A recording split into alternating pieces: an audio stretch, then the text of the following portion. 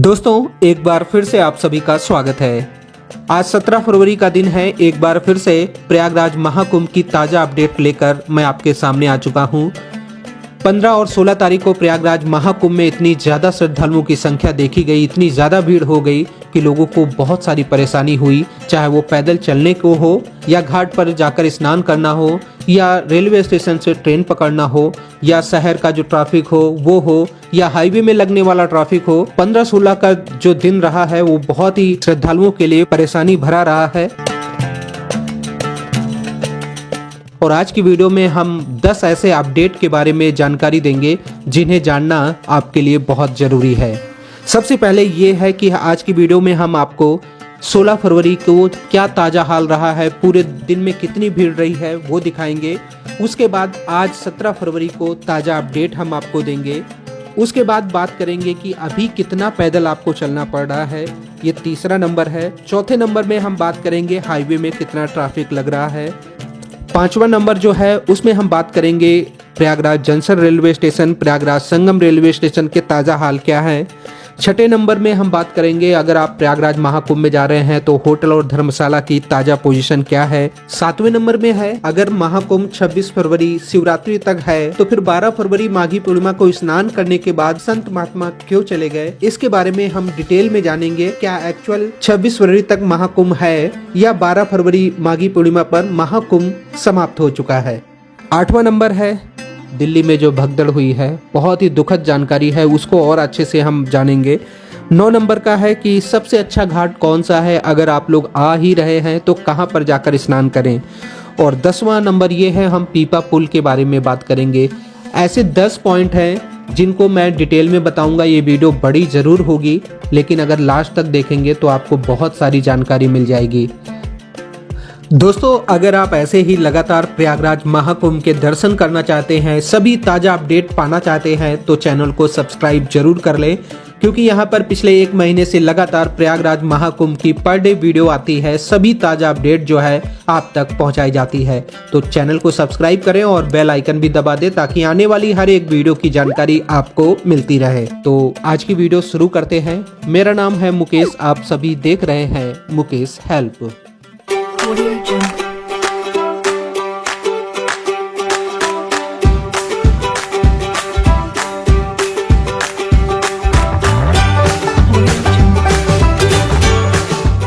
Video की शुरुआत में सबसे पहले आप 16 फरवरी के दृश्य देखिए और इन दृश्यों को देखकर आप समझ सकते हैं कि कल के दिन श्रद्धालुओं को इतना ज़्यादा कह सकते हैं कि इतना ज़्यादा आस्था का सैलाब आया था कि प्रयागराज महाकुंभ का हर एक क्षेत्र जो है श्रद्धालुओं से भरा हुआ था।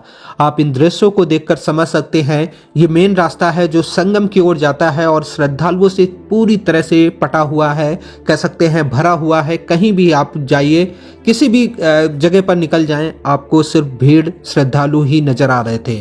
तो कल के दिन एक बार फिर से बहुत ज़्यादा संख्या आई थी। 1.5 करोड़ से ज़्यादा श्रद्धालु जो है कल के दिन प्रयागराज महाकुंभ में पहुंचे थे और उन्होंने आस्था की डुबकी लगाई है। जैसा कि मैंने आपको 3-4 दिन पहले ही बता दिया था कि शनिवार रविवार एक बार फिर से श्रद्धालुओं की बहुत ज़्यादा संख्या आएगी और पूरा जो महाकुंभ क्षेत्र है हर जगह श्रद्धालुओं से भर जाएगा। तो कुछ इस तरह के दृश्य हैं, आप इन दृश्यों को देखिए। संगम के हाल आप देख सकते हैं। संगम में पूरा संगम एरिया जो था ना, श्रद्धालुओं को स्नान करने के लिए जगह ढूंढनी पड़ रही थी क्योंकि संगम नोज में जाकर आसानी से स्नान करना भी मुश्किल था। कल के दिन लोगों को पैदल इतना ज़्यादा चलना पड़ा। परसों के दिन भी हालांकि बहुत ज़्यादा चलना पड़ा क्योंकि पूरा जो महाकुंभ क्षेत्र है ना, नो व्हीकल जोन कर दिया गया था। और आप देख भी रहे होंगे कि सभी लोग पैदल संगम जा रहे हैं और संगम से आ रहे हैं। और पीपा पुल में भी कई पीपा पुल कल भी बंद थे, कुछ वन वे थे, तो अभी हम उसके बारे में भी बात करेंगे। लेकिन अब हम आपको 17 फरवरी यानी आज की ताज़ा अपडेट देंगे। देखिए आज श्रद्धालुओं की संख्या में आज थोड़ी सी कमी आएगी, लेकिन उस कमी को आप ना समझें, उसको यही समझें कि आज भी हो सकता है 80-90 लाख श्रद्धालु आज भी पहुंचे। और जिस तरह ट्रेंड आजकल बन रहा है, मुझे ऐसा नहीं लग रहा है कि 26 फरवरी तक श्रद्धालुओं की संख्या में कोई खास कमी आएगी। हो सकता है 10-20 लाख श्रद्धालु कम हो, लेकिन जब 1.5 करोड़ का आंकड़ा है तो उसमें 10 लाख 5 लाख कम भी होते हैं, तो कोई कम नहीं है। पूरा जो प्रयागराज शहर है, सिटी की बात करें और जो गांव का एरिया है, पूरा मिलाकर 50-60 लाख की टोटल यहाँ पर संख्या है। और वहीं जब जिस शहर में एक दिन में 1 करोड़ 1.5 करोड़ श्रद्धालु आ जाएंगे तो क्या हाल होगा, ट्रैफिक का क्या हाल होगा, आप इससे समझ सकते हैं। कल सड़कों में इतना ज़्यादा ट्रैफिक था कि लोग रेलवे स्टेशन पर उतर रहे थे, किसी तरह रेलवे स्टेशन से बाहर आकर पैदल जाकर संगम तक पहुंच रहे थे। रेलवे स्टेशन में इतनी ज़्यादा वेटिंग थी कि लोगों को होल्डिंग एरिया में पहले ले जाया जा रहा था और वहां पर होल्डिंग एरिया में कई घंटे रखे जा रहे थे और फिर बारी बारी से उनको आगे छोड़ा जा रहा था ताकि संगम की तरफ ज़्यादा श्रद्धालुओं की भीड़ ना हो। वहीं अभी तक की टोटल श्रद्धालुओं की संख्या की बात की जाए तो लगभग आज 35 या 36वां दिन है और अब तक लगभग 53 करोड़ से भी ज़्यादा श्रद्धालुओं ने प्रयागराज महाकुंभ में स्नान कर लिया है। और ये संख्या आप समझ सकते हैं, 53 करोड़ से भी ज़्यादा श्रद्धालु। और प्रतिदिन अभी जो है करोड़ों की संख्या देखी जा रही है। कल तो 1.5 करोड़ से ज़्यादा लोग आए थे, वहीं शनिवार को 1 करोड़ 35 लाख के आसपास श्रद्धालु जो है त्रिवेणी संगम में पहुंचे थे। आज भी मंडे का दिन है, ये था कि आज थोड़ी श्रद्धालु की संख्या में कमी आएगी, तो कमी तो है। कल और परसों को देखते हुए आज स्वाभाविक है थोड़ी सी श्रद्धालुओं की संख्या में कमी है, लेकिन ये इतनी ज़्यादा कमी नहीं है कि आपको सब कुछ आराम से देखने को मिले, आराम से आप जहां चाहें वहां पर डुबकी लगा सके। श्रद्धालुओं की आज भी बहुत ज़्यादा भीड़ है। दोस्तों अब बात करते हैं बोट के बारे में। देखिए बोट की सर्विस जो है वो चालू है। अगर आप गऊ घाट से, बलुआ घाट से, सरस्वती घाट से, अरैल घाट से, सोमेश्वर घाट से अगर बोट लेकर आप त्रिवेणी संगम में जाकर डुबकी लगाना चाहते हैं तो ये सर्विस चालू है और इस पे आप जा सकते हैं और सुकून से आप त्रिवेणी घाट में पहुंचकर आप डुबकी लगा सकते हैं। लेकिन एक बात का ध्यान रखें, चार्जेस जो है वो काफी ज्यादा लिए जा रहे हैं। आजकल चार्जेस की कोई लिमिट नहीं है, जैसे जिससे डीलिंग हो रही है। कोई 1000 रुपए पर पर्सन मांग रहा है, कोई 1500 रुपए पर पर्सन मांग रहा है। तो आप इसको देख ले, आपके अगर बजट के अनुसार है तो आप पे करके आप आराम से जाकर स्नान कर सकते हैं। इससे ये हो सकता है कि आपको पैदल कम चलना पड़े और भीड़ से बचते हुए आप त्रिवेणी संगम में डुबकी लगाकर वापस आ सकते हैं।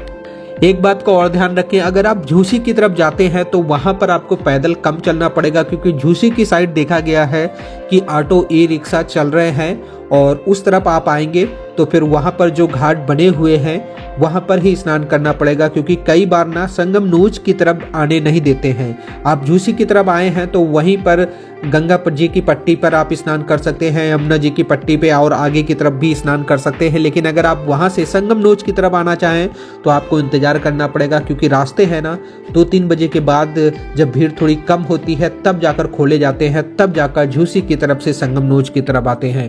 तो ये बात सच है कि आपको उस तरफ पैदल कम चलना पड़ेगा, लेकिन आपको स्नान भी उसी तरफ करना पड़ेगा।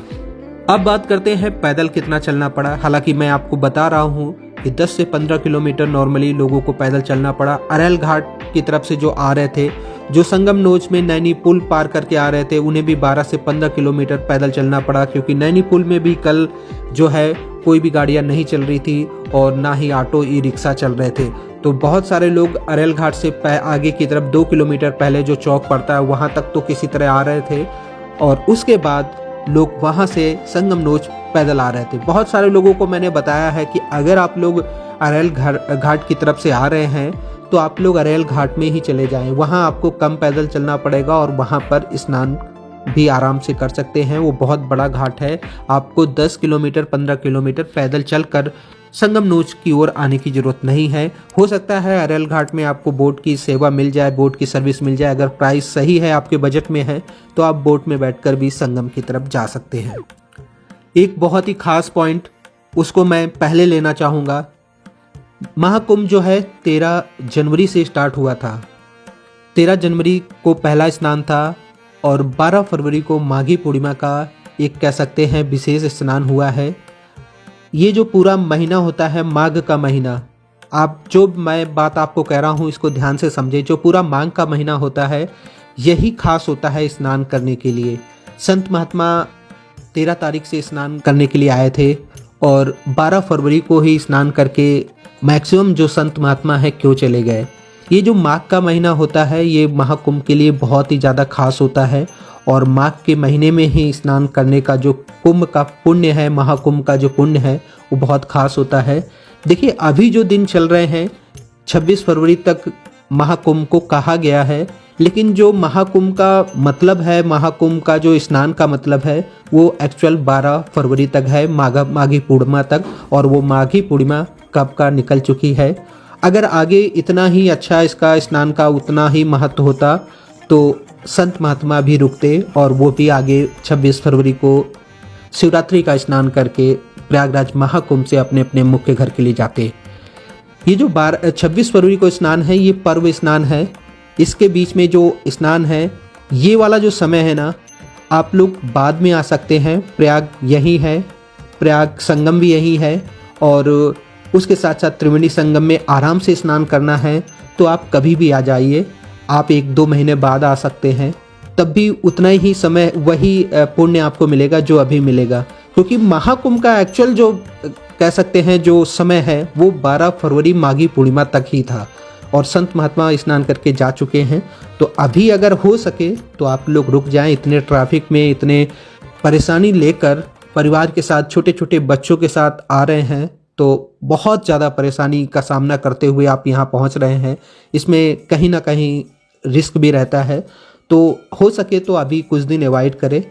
जब मार्च में आ सकते हैं, अप्रैल में आ सकते हैं, मई में आ सकते हैं। संगम प्रयाग सब कुछ यही है। त्रिवेणी संगम, तीनों पवित्र नदियों का संगम यही रहेगा, कहीं नहीं जा रहा। तो आप कोशिश करें। आपने दिल्ली वाली घटना को देखा, रात को एक दिन पहले 9:15 बजे के आसपास या 10 बजे के आसपास जो भगदड़ हुई है तो कितने लोगों ने उसमें जान गंवा दी है। तो सच में बहुत दुख होता है। आप लोग भीड़ से बच कर रहें। अगर सब कुछ नॉर्मल होता है तो फिर तो ये कहने की ज़रूरत नहीं है, आप आ जाते। लेकिन इस तरह ट्रेंडिंग इतना ज़्यादा है कि हर एक व्यक्ति सोच रहा है कि महाकुंभ में स्नान करें, लेकिन महाकुंभ का जो मेन जो तिथि है वो एक तरह से निकल चुकी है।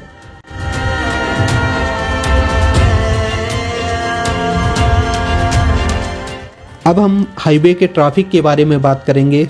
शनिवार रविवार को बहुत बुरा हाल था। हाईवे में भी कई जगह पर ट्रैफिक लगा। हालांकि ट्रैफिक चलता रहा, लेकिन जो सफ़र 4-5 घंटे का था उसमें लोगों को 10 घंटे 15 घंटे का भी समय लगा। संगम रेलवे स्टेशन की बात करें, ये भी एक पॉइंट था। संगम रेलवे स्टेशन को 26 फरवरी यानी शिवरात्रि तक के लिए पूरी तरह से बंद कर दिया गया है। क्योंकि संगम रेलवे स्टेशन जो है वो जो संगम क्षेत्र है, त्रिवेणी संगम महाकुंभ का क्षेत्र जो उसके काफ़ी करीब पड़ता है और वहाँ से एकदम से श्रद्धालु जब निकलते हैं तो वहाँ से पैदल संगम की ओर एकदम से चलने लगते हैं। तो संगम रेलवे स्टेशन को पूरी तरह बंद कर दिया गया है। जंक्शन रेलवे स्टेशन का जो एरिया है, जो मेन रेलवे स्टेशन है प्रयागराज जंक्शन, वहाँ पर ट्रेनों की संख्या भी हालांकि काफ़ी ज़्यादा बढ़ाई गई है। मेला स्पेशल ट्रेनें बहुत सारी चलाई गई हैं, जिससे कि वहाँ पर भी लगातार दबाव बनता जा रहा है। लेकिन प्रशासन पूरी तरह से कोशिश कर रहा है कि जो भी श्रद्धालु आ रहे हैं उन्हें आराम से सुरक्षित स्नान कराया जाए और उनको अपने घर वापस भेजा जाए। इसी वजह से अभी जो है रेलवे स्टेशन पर आने वाले श्रद्धालुओं को होल्डिंग एरिया में रखा जा रहा है। अलग अलग जगह पर होल्डिंग एरिया बनाए गए हैं ताकि जब एक साथ बहुत सारे लोग पहुंचे तो कुछ देर उनको होल्डिंग एरिया में रखा जाए। जैसे जैसे भीड़ कम हो फिर उनको आगे भेजा जाए। तो इसके लिए भी आप तैयार रहें। कई बार रेलवे स्टेशन पर ट्रेन पकड़ने जाते हैं तो ट्रैफिक इतना ज़्यादा होता है कि आप समय पर ट्रेन पकड़ने नहीं जा पाते हैं, ट्रेन छूट जाती है। दिल्ली में भी ऐसा हुआ था, बहुत सारे लोगों की ट्रेन की टिकट रिजर्वेशन होते हुए, चाहे वो एसी हो, चाहे वो नॉर्मल स्लीपर हो या जनरल टिकट हो, टिकट होते हुए भी वो अपने ट्रेन तक नहीं पहुंच पाए। तो ये सब इतनी सारी परेशानी को देखते हुए तो मैं तो यही फिर से कहूँगा कि आप मार्च में आ जाएं, अप्रैल में आ जाएं, मई में आ जाएं, जून में आ जाएं। आप त्रिवेणी संगम में स्नान करें, उतना ही पुण्य मिलेगा। वीडियो अच्छी लगे तो लाइक करने के साथ शेयर जरूर कर देना ताकि ये जानकारी ज़्यादा से ज़्यादा लोगों तक पहुँचे। होटल धर्मशाला की बात की जाए तो 26 फरवरी तक मैक्सिमम जो होटल्स हैं, जो धर्मशाला हैं या होम स्टे हैं, वो भर चुके हैं। कॉटेज की बात की जाए तो बहुत सारी कॉटेज जो अरेल घाट की तरफ वीआईपी कॉटेज भी बनाई गई हैं। झूसी साइड भी कुछ कॉटेज बनाई गई थी, जो कैंप बनाए गए थे। मैक्सिमम जो बुकिंग है वो ऑलमोस्ट हो रखी है। बस बहुत ज़्यादा अगर ट्राई करते हैं, कई जगह पर आप कोशिश करेंगे तब जाकर आपको कहीं रूम मिल सकता है। आज की वीडियो कैसी लग रही है आप कमेंट जरूर कराएं और ऐसे ही हम आपको प्रयागराज महाकुंभ की जानकारी देते रहेंगे। आप सभी चैनल को सब्सक्राइब कर लीजिए। अब बात करते हैं कि अगर आप आ ही रहे हैं तो कौन से घाट पर स्नान करें। अगर आप अपनी कार से आ रहे हैं और रीवा, कटनी, चित्रकूट, मिर्ज़ापुर की साइड से आ रहे हैं तो आप सबसे पहले अरेल घाट पर जाएं। अरेल घाट पर आपको स्पेस मिल जाएगा। वो बहुत बड़ा घाट है। वहाँ पर अभी तक देखा गया है, जितनी वीडियो देखी है, जितने बार वहाँ के हमने दृश्य देखे हैं, हमें वहाँ पर इतना स्पेस दिख रहा था कि श्रद्धालु आराम से सुरक्षित स्नान कर पा रहे थे। अगर वहाँ से बोट की सर्विस आपको मिल जाती है फिर तो और अच्छा है। आप वहाँ से बोट में बैठकर त्रिवेणी संगम में पहुँच जाइए और वहाँ पर आराम से डुबकी लगा सकते हैं। तो इस तरफ से आने वाले लोगों के लिए अच्छा है। जौनपुर अगर वाराणसी से आ रहे हैं तो एरावत घाट की तरफ आप आराम से स्नान कर सकते हैं। संगम नोच पे ही अगर आप जाएंगे तो फिर पैदल तो आपको काफ़ी ज़्यादा चलना ही पड़ेगा, उसके साथ साथ आपको काफ़ी ज़्यादा भीड़ का सामना करना पड़ सकता है। तो बाकी जो अगर कानपुर लखनऊ की तरफ से आ रहे हैं तो सेक्टर 10-11 की तरफ भी बहुत सारे देखे गए हैं कि घाट बने हुए हैं और जितने पीपा पुल है ना उनके आसपास घाट बने हैं। और कई बार हमने बताया है आप जिधर भीड़ कम हो आप वहाँ पर स्नान कर लें। और त्रिवेणी संगम में अगर सुकून से स्नान करना है तो फिर से एक बात है कि आप बाद में आने का प्लान करें, बहुत ही अच्छा रहेगा। परिवार के साथ आएँ, पैदल भी कम चलना पड़ेगा। ऑटो, ई रिक्शा के द्वारा आप आराम से संगम नोच में पहुंच सकते हैं और वहां पर जितनी देर चाहे उतनी देर डुबकी लगा सकते हैं। कल भी पीपा पुल जो थे बहुत सारे खुले हुए थे, कुछ पीपा पुल हालांकि बंद थे, कुछ वन वे थे। तो जो जब भीड़ आती है ना तो सारे रूल जो हैं वो फॉलो करने होते हैं और काफ़ी कई बार ना लोगों को अलग अलग रास्ते से थोड़ी सी डिस्टेंस भी बढ़ाई जाती है ताकि घुमावदार रास्ते ऐसे बनाए जाते हैं ताकि एकदम से भीड़ जो है वो संगम नोच की तरफ ना जाए। जब तक दूसरे लोग वहाँ से स्नान करें और वापस आएँ तब जाकर दूसरे लोग वहाँ पर पहुँचे। तो इस तरह कई बार पैदल इतना ज़्यादा संगम क्षेत्र में ही चलना पड़ जाएगा कि आप काफ़ी ज़्यादा थक जाएंगे। तो कल बहुत सारे लोगों ने परेशानी का सामना किया है। तो ऐसे ही हम आपको प्रयागराज महाकुंभ की जानकारी देते रहेंगे। आप सभी चैनल को सब्सक्राइब कर लीजिए। सभी लोग अपना ख्याल रखें, परिवार का ख्याल रखें। जय हिंद, जय गंगे माता, जय माता दी।